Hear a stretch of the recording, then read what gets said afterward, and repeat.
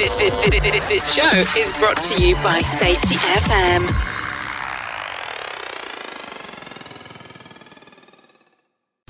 The following program is rated for mature audiences. It may contain adult language, adult situations, and frank safety discussions. The names and certain details have been changed to protect the safe and the unsafe.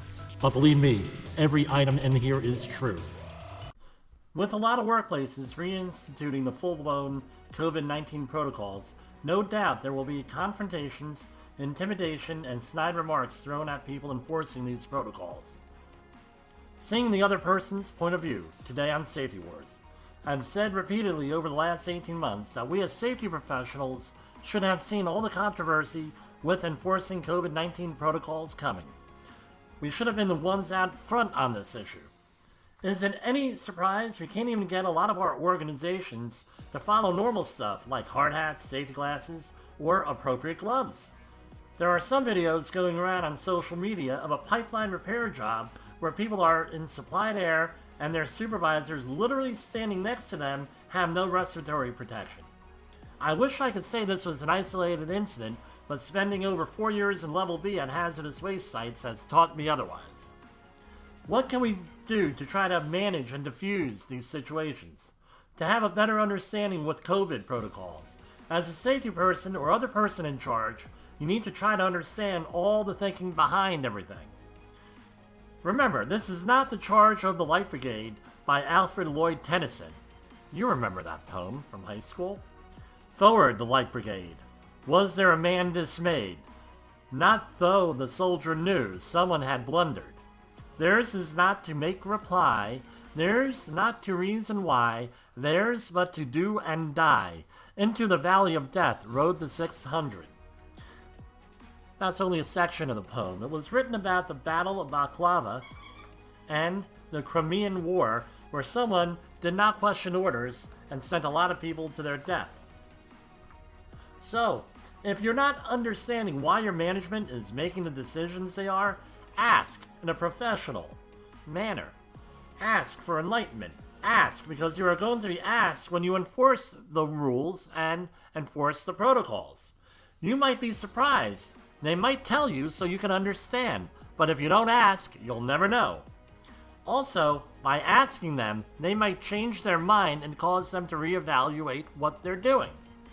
It works the other way too. If people are being non-compliant, it might behoove you to find out why they are doing things or not doing things. Is it a matter of training? Is it a matter of education? Is it a matter of rushing? Is it a schedule issue? Find out what it is. Try to understand what they're doing. Now, this doesn't only apply with COVID stuff, but with all the other stuff. I had a situation where the company could not get anyone to wear safety glasses. So what did I do? I said, well, why isn't anybody wearing this stuff? It was because there was a manufacturing defect in the glasses that they bought, of course in bulk. They got them at like $1 a piece, right? And they were causing everybody to have headaches. So what do you think we did? We returned those, got new safety glasses, appropriate ones, maybe a little bit more stylish, and they wore them without headaches, without an issue. If I would have just said, wear them or you're fired, it would have made for a bigger issue and a bigger problem for everybody. The COVID stuff and the policies, a lot of times, from the company's point of view, is a liability issue and moral hazard issue. The regulatory pressure and legalities of someone getting COVID in your workplace are great, potentially huge, right? Do you want to be the employer or the safety person accused of not enforcing a mask mandate, not having sanitary conditions, not obeying all the other stuff? Imagine that.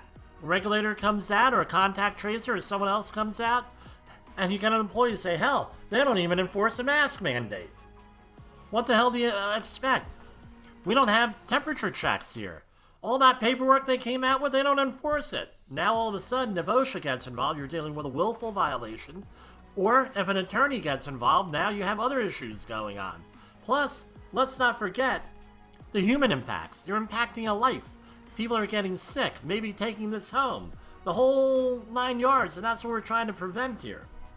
Being liable for workplace injuries and illnesses, regardless of the circumstances, is not a good feeling for anybody. You, the person, their family, the company, right? It's what we call a 360-degree loss. Patience, understanding, asking questions, seeing other person's points of view, and working together are ultimately better approaches, and that is a 360-degree win. But let's not forget, sometimes issues are so far up the food chain, you must do it because you're told. We all have been in that situation. This is a decision we're making, period. Because maybe you have a large company, you have to make one decision over a huge geographic area, multiple job sites, multiple facilities. So they make one rule, not one rule for one job and one for another job. That's a nightmare for anybody to manage.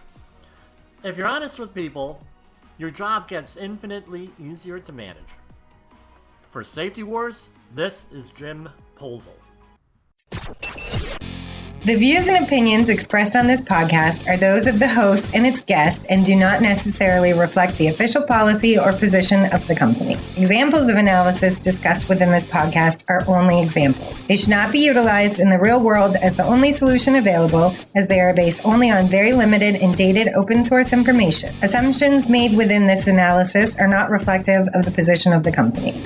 No part of this podcast may be reproduced, stored in a retrieval system, or transmitted in any form or by any means, mechanical, electronic, recording, or otherwise, without prior written permission of the creator of the podcast, Jay Allen.